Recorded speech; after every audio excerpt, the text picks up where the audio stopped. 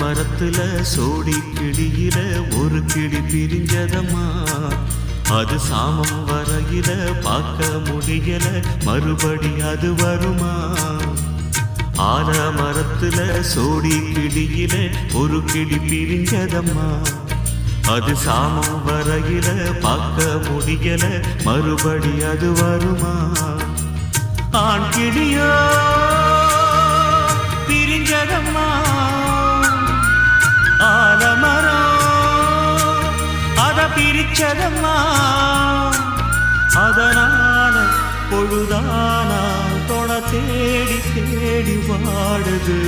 ஆலமரத்துல சோடி கிளியில ஒரு கிளி பிரிஞ்சதம்மா. அது சாமம் வரையில பார்க்க முடியல, மறுபடி அது வருமா?